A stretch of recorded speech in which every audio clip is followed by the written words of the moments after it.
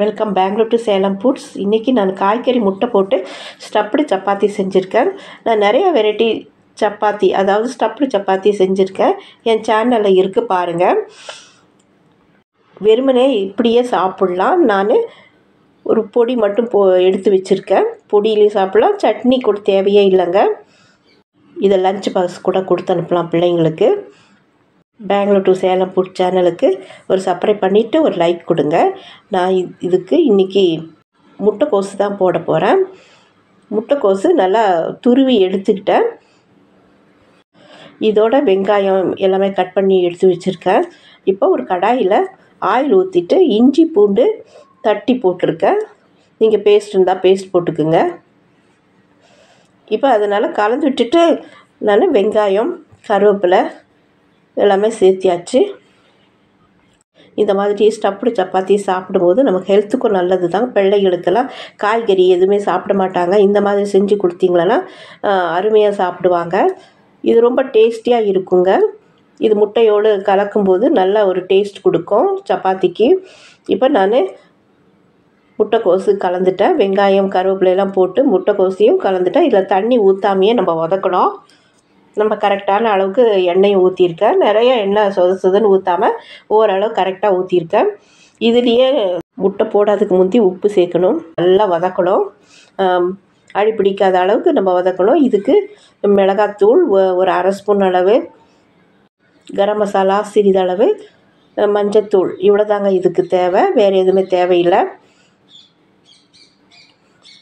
இப்போ நான் நல்லா கலந்து விட்டுட்டேன். இப்போ இது வெந்த பிறகு தான் நான் இது மிளகாத்தூள் கரம் மசாலா போட்டிருக்கேன். வெந்த பிறகு தான் போடணும். அதுக்கு முன்னாடி போடாதீங்க. ஏன்னா நம்ம தண்ணி ஊற்றாம தான் செஞ்சிட்ருக்கோம். இப்போ கொத்தமல்லி தலையும் நான் ஆட் பண்ணிட்டேன். இதில் உப்பும் நான் ஆட் பண்ணியிருக்கேங்க. இப்போ முட்டை இதுக்கு தேவையான அளவு 2 முட்டை நான் சேர்த்திருக்கேன்.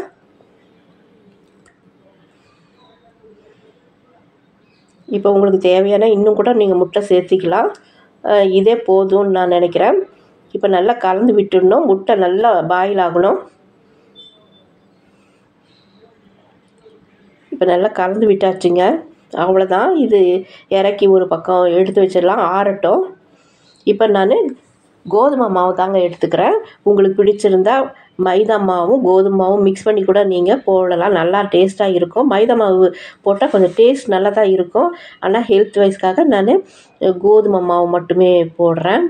இப்போ உப்பு போட்டு நல்லா கலந்து விட்டுட்டு பாருங்கள், உருண்டை பிடிச்சி வச்சுருக்கேன். இப்போ நான் இது ரொம்ப சாப்பிட்டாலாம் உருண்டை பிடிக்கக்கூடாதுங்க. ஸ்டப்டு சப்பாத்தி செய்கிறதுனால நம்ம நல்லா கொஞ்சம் ஓரளவு கெட்டியாக தாங்க இருக்கணும். பாருங்கள், ஒரு பாத்திரத்தில் எடுத்து வச்சுருக்கிறேன். இப்போ நான் நல்லா திரட்டிக்கிறேன்.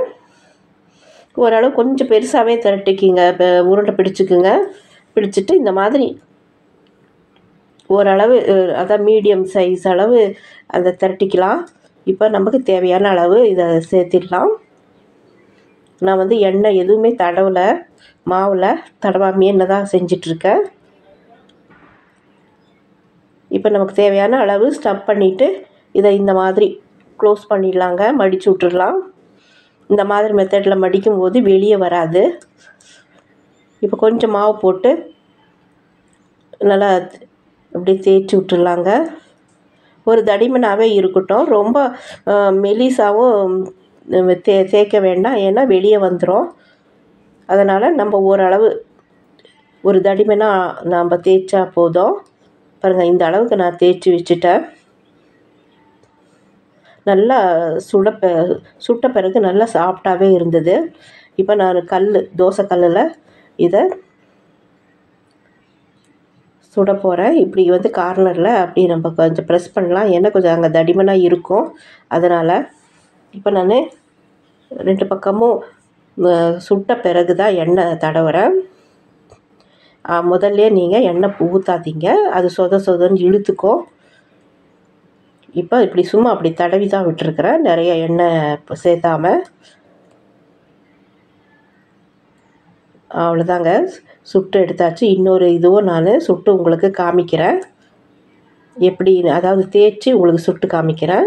இந்த மாதிரி தேய்ச்சிட்டு நம்ம அந்த ஸ்டஃப்பிங்கு எது வேணுனாலும் நீங்கள் இதில் போட்டுக்கலாங்க. உங்களுக்கு பிடித்த காய்கறிகள், அதாவது கேரட் போடலாம், பீட்ரூட் கூட துருவி போட்டுக்கலாங்க. ரொம்ப நல்லாயிருக்கும்.